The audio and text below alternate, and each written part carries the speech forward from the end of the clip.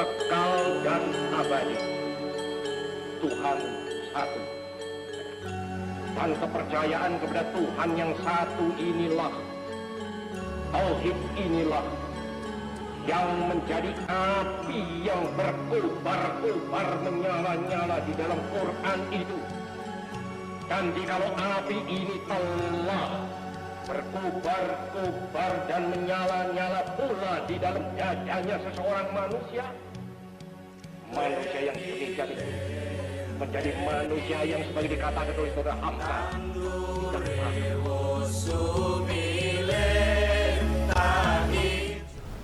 Bismillahirrahmanirrahim. Assalamualaikum warahmatullahi wabarakatuh. Alhamdulillahi rabbil alamin.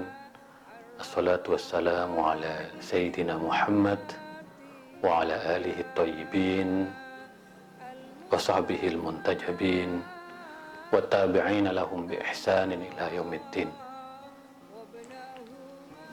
Dalam suasana menjelang buka puasa, marilah kita senantiasa bersyukur atas rahmat dan nikmat yang diberikan Allah kepada kita semua. Walaupun di tengah pandemi COVID-19, kita masih bisa menunaikan ibadah puasa, ibadah yang sangat bermakna bagi kita semua, karena pahalanya sangat besar dan manfaatnya bagi kesehatan jasmani kita sangat luar biasa. Salawat serta salam marilah kita sampaikan kepada baginda Rasulullah sallallahu alaihi wasallam. Allahumma sholli ala Muhammad wa ali Sayyidina Muhammad. Mudah-mudahan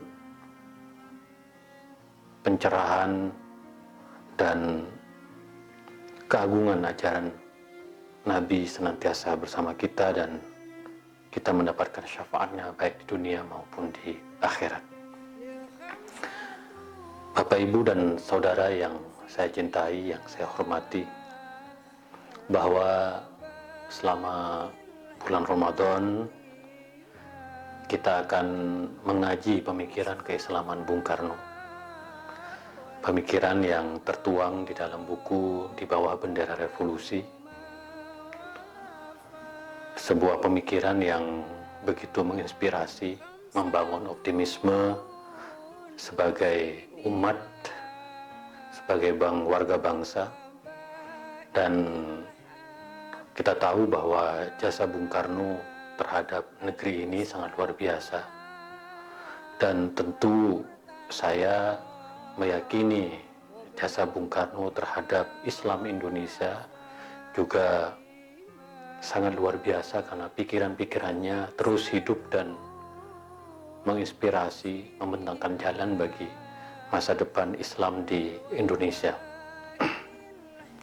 Pada kesempatan kali ini saya akan membedah pidato Bung Karno yang disampaikan dalam pembukaan Fakultas Hukum Islam Perguruan Tinggi Nahdlatul Ulama di Solo pada tanggal 2 Oktober 1958. Ini peristiwa yang sangat penting, menunjukkan betapa Bung Karno itu sangat dekat dengan kalangan Nahdiyin, atau biasa yang dikenal dengan warga Nahdlatul Ulama.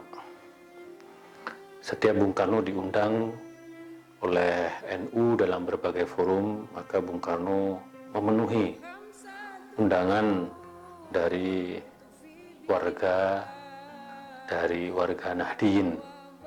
Dan di dalam pidatonya Bung Karno menjelaskan betapa dekatnya dia dengan tokoh-tokoh NU, diantaranya Kiai Musyadat, lalu kemudian disebut Kiai Idham Khalid, dan tentu Menteri Agama Kiai Saifuddin Zuhri, yang selalu memberikan banyak pandangan dan masukan kepada Bung Karno. Nah, di dalam forum pembukaan Fakultas Hukum Islam di Perguruan Tinggi Nahdlatul Ulama itu disampaikan tentang bagaimana Islam pernah mengalami kejayaan, yaitu terutama ketika Islam menguasai sains. Dan kita tahu di dalam sejarah Islam atau di masa kejayaan Islam tidak pernah ada dikotomi antara ilmu agama dengan ilmu umum. Semua ilmu adalah sama kedudukannya.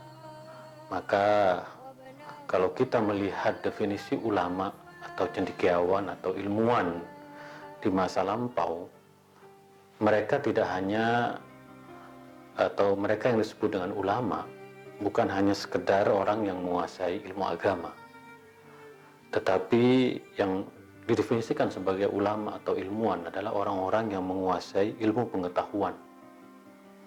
Bahkan kita menemukan betapa para ulama di masa lalu atau ilmuwan di masa lalu, mereka menguasai ilmu-ilmu agama tetapi juga menguasai ilmu-ilmu pengetahuan sains. Ambil contoh misalnya Ibnu Rushd yang kita tahu menulis sebuah kitab fiqh, yaitu Bidayatul Mujtahid wa Nihayatul Muqtasid, sebuah kitab fikih dalam perspektif 4 mazhab yang biasa diajarkan di pesantren-pesantren di Indonesia.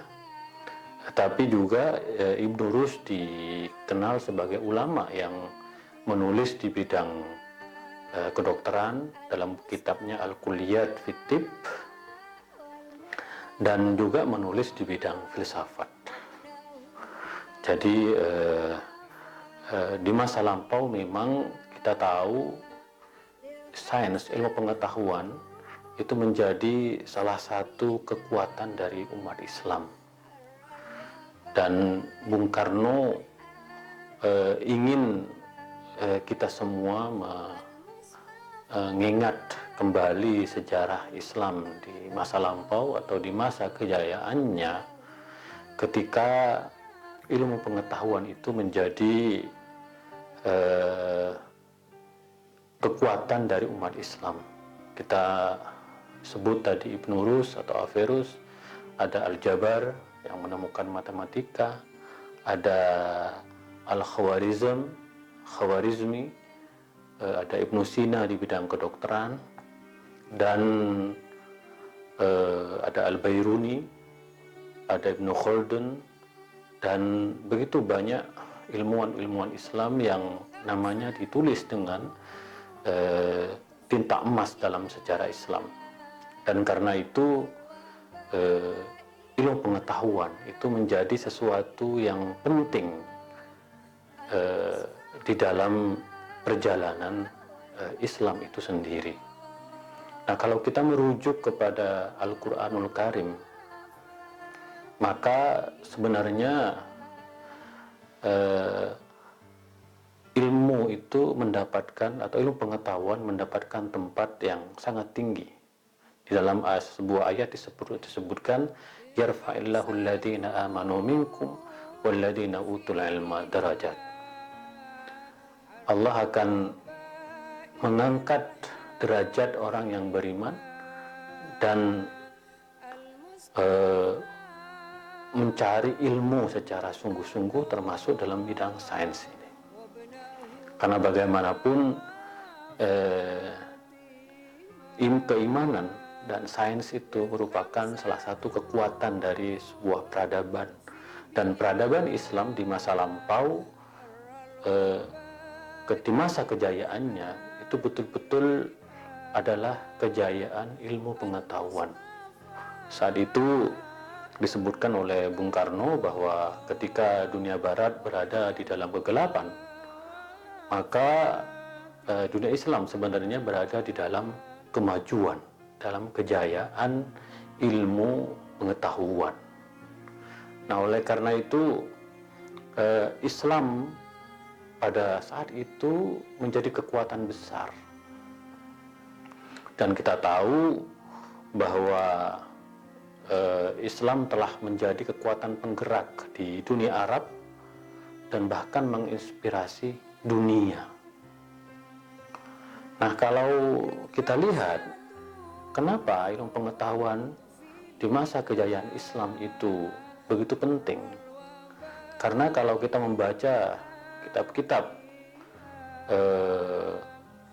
yang ditulis oleh para ulama, diantaranya adalah Imam Al-Ghazali menulis kitab Ihya Ulumuddin, itu bab ilmu itu menjadi bab di bagian awal. Itu artinya bahwa ilmu pengetahuan itu menjadi sesuatu yang sangat penting. Bung Karno selalu mengatakan ayat yang pertama kali turun adalah Iqra, dan membaca itu adalah pintu dari ilmu pengetahuan. Maka di dalam sebuah hadisnya Rasulullah bersabda, "Thalabul ilmi faridatun ala kulli muslimin." Di dalam riwayat yang lain, "Thalabul ilmi faridatun ala kulli muslimin wa muslimatin." Bahwa menuntut ilmu adalah sebuah kewajiban, fardu, bagi setiap orang, baik yang muslim maupun yang muslimah. Itulah kenapa ilmu pengetahuan mendapatkan perhatian yang utama di dalam tradisi Islam. Di dalam banyak hadis lain, saya hanya menyebutkan beberapa, disebutkan kun aliman muta'alliman muhibban au mustami'an. Itu pesan Rasulullah yang ditulis dalam kitab Ihya Ulumuddin.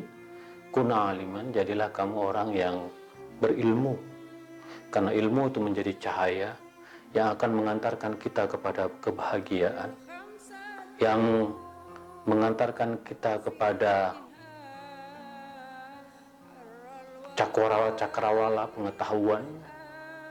Maka perintah yang pertama, kuna aliman, jadilah kamu orang yang menguasai ilmu pengetahuan. Atau kalau tidak, kamu menjadi muta'alliman, yaitu orang yang belajar, yang menggali, menjadi murid, seorang pembelajar. Atau menjadi muhibban, orang yang cinta kepada ilmu pengetahuan. Kalau toh seandainya kamu tidak bisa menjadi orang yang cinta, kun mustami'an, jadilah orang yang selalu mendengarkan kepada ilmu pengetahuan. Oleh karena itu, Bung Karno mempunyai satu gagasan yang disebut dengan rethinking Islam, memikirkan kembali Islam, yaitu Islam yang dibangun di atas fondasi ilmu pengetahuan. Karena hanya dengan ilmu pengetahuan umat Islam bisa mengejar ketertinggalan dengan dunia barat.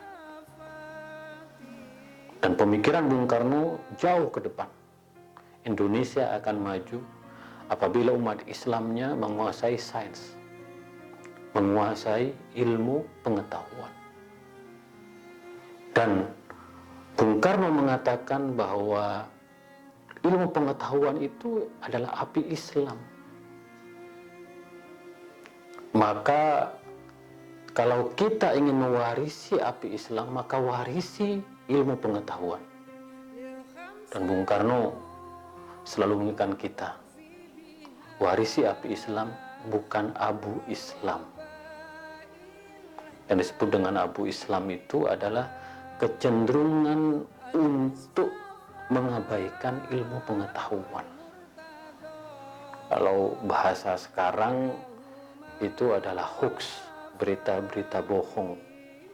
Bagi kita yang mudah terpercaya kepada hoax, itu adalah abunya Islam, sesuatu yang sangat dilarang di dalam Islam. Maka sekali lagi Bung Karno meyakini bahwa ijtihad, olah pikir yang rasional, itu menjadi salah satu cara untuk menghidupkan lagi apa yang disebut dengan api Islam itu. Rasulullah di dalam hadisnya mengatakan, fadlul ilmi ahabbu ilayya min fadlil ibadah. Keutamaan ilmu bagi saya lebih disukai, lebih dicintai daripada keutamaan ibadah. Bayangkan, ketika ilmu pengetahuan menjadi apinya Islam, maka kata Rasulullah, ini adalah sesuatu yang dicintai, sesuatu yang disukai di dalam khazanah Islam. Disinilah kemudian kalau kita melihat bagaimana Barat mencapai kemajuannya, kata Bung Karno, itu kan bisa dilihat dari bagaimana Yunani membangun filsafat, lalu kemudian melahirkan peradaban Romawi. Dari peradaban Romawi ada revolusi komersial, di mana melalui proses penjajahan mereka datang ke negara-negara timur. Lalu kemudian ada revolusi industri yang menandakan munculnya ilmu pengetahuan. Lalu dilanjutkan ada revolusi atom. Nah, prosesnya itu menurut Bung Karno, kemajuan Barat itu melalui ilmu pengetahuan. Nah, disinilah kita harus merefleksikan kembali bahwa kita umat Islam kalau ingin maju, kuncinya adalah sains, adalah ilmu pengetahuan. Al-Quran, Rasulullah sudah mengingatkan kepada kita.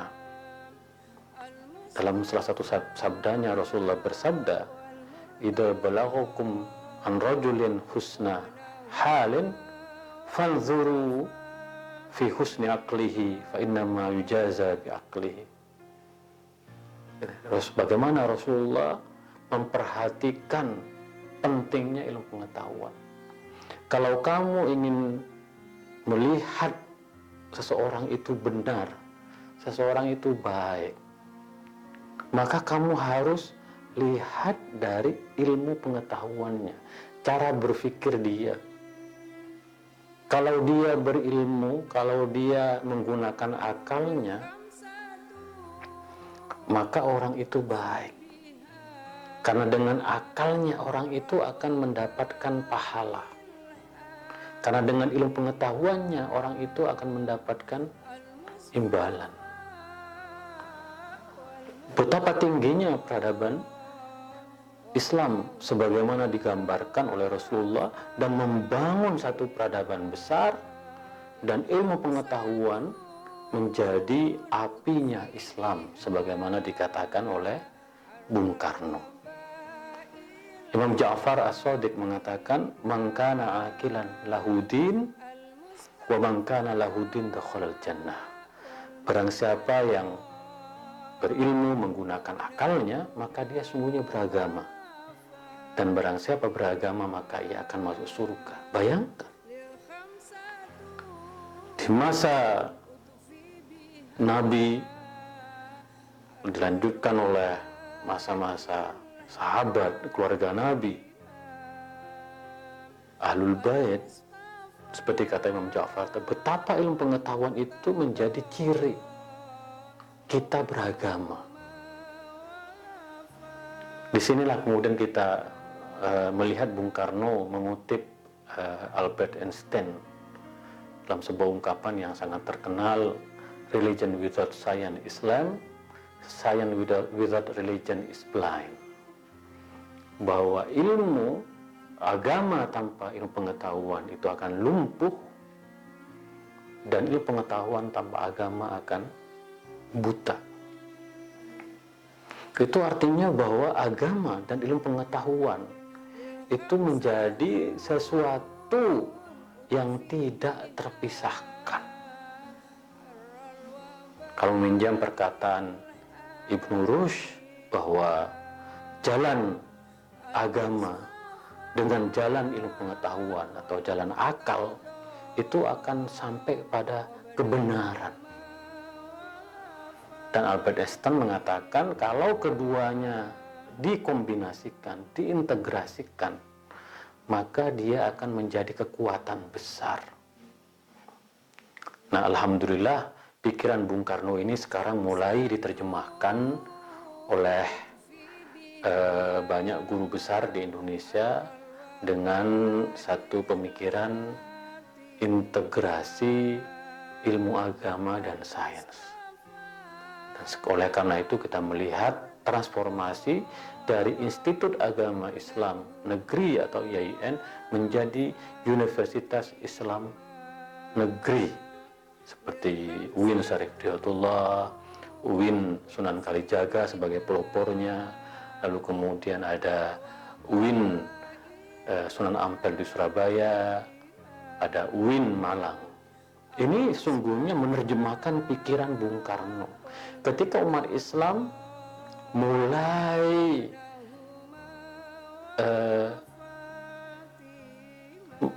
menghidupkan kembali sains, ilmu pengetahuan, maka di bidang kedokteran, di bidang agrobisnis, di bidang manajemen ekonomi, di bidang politik, di bidang psikologi, di bidang matematika.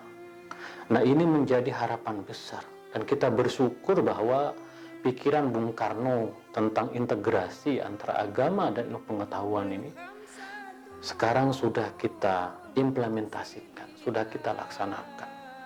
Dan ini akan menjadi dentuman besar bagi api Islam di Indonesia.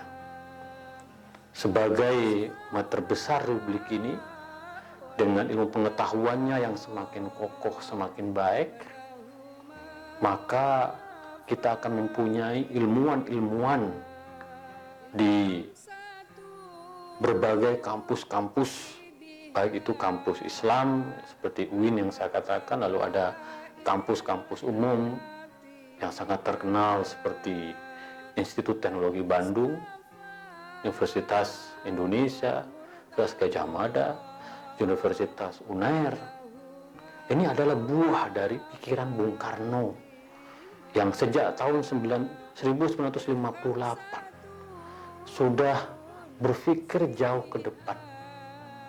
Bagaimana kita umat Islam mempunyai rethinking Islam, memikirkan kembali Islam, menghidupkan api Islam, mengembangkan istihad, menggali dengan sungguh-sungguh ilmu pengetahuan. Karena hanya dengan cara itu kita sebagai bangsa akan mempunyai harapan yang sangat baik di masa mendatang untuk mewarisi api Islam, bukan abunya Islam. Maka sekali lagi, agama harus diperkokoh dengan ilmu pengetahuan. Karena agama tanpa pengetahuan maka akan lumpuh. Agama kehilangan pelan vitalnya. Tadi saya mengatakan betapa banyak anjuran di dalam Al-Quran agar kita menggali ilmu pengetahuan, dan betapa banyak hadis Nabi yang mengajak kita untuk mencari ilmu pengetahuan. Bahkan walaupun ini hadis dhaif, utlubul ilma walau bisin, carilah ilmu walau ke negeri Cina. Kenapa? Karena agama yang ditopang dengan ilmu pengetahuan itu akan menjadi dentuman api Islam. Begitu pula ilmu pengetahuan yang ditopang dengan agama itu akan menjadi ilmu pengetahuan yang mempunyai moralitas yang kuat. Jadi sekali lagi kita terus menghidupkan kembali pesan-pesan Bung Karno kepada kita semua, terutama umat Islam Indonesia.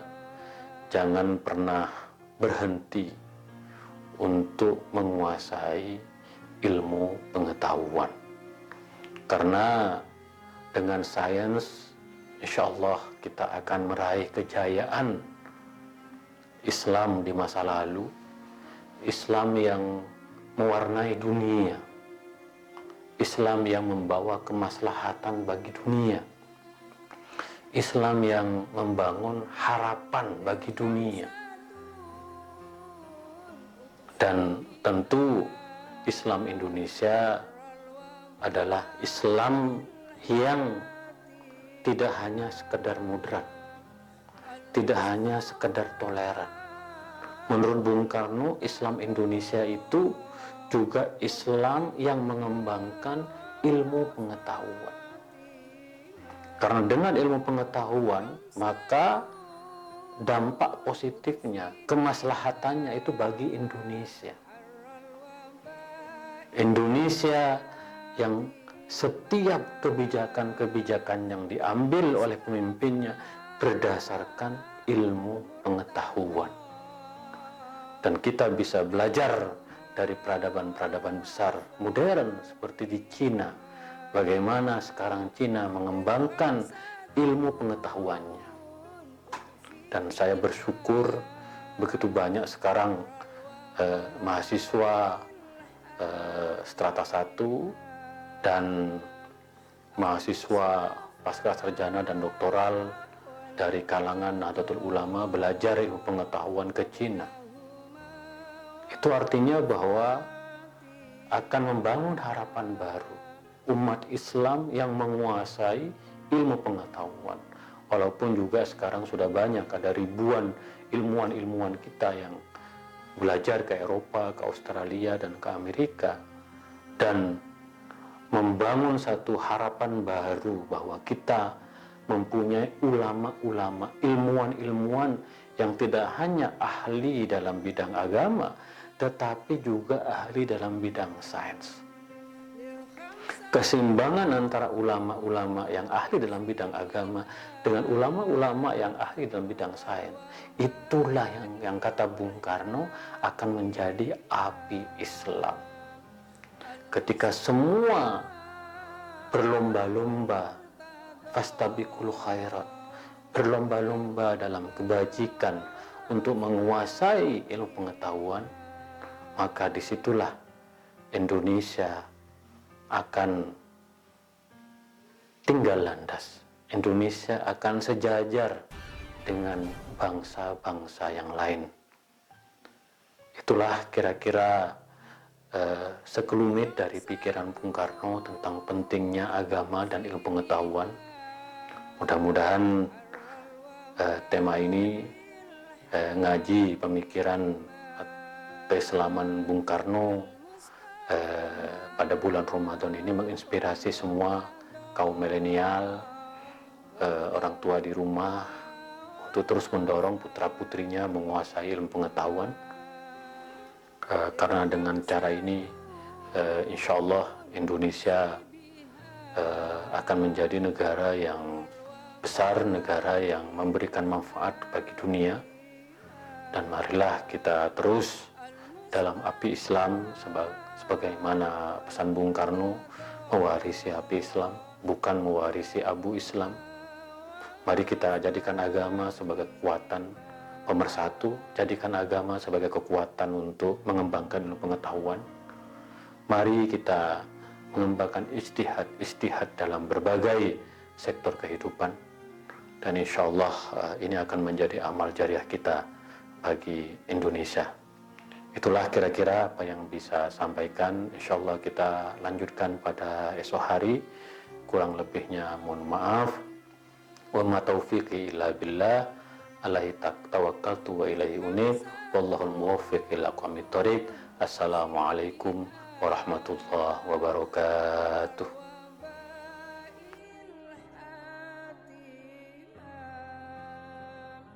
المصطفى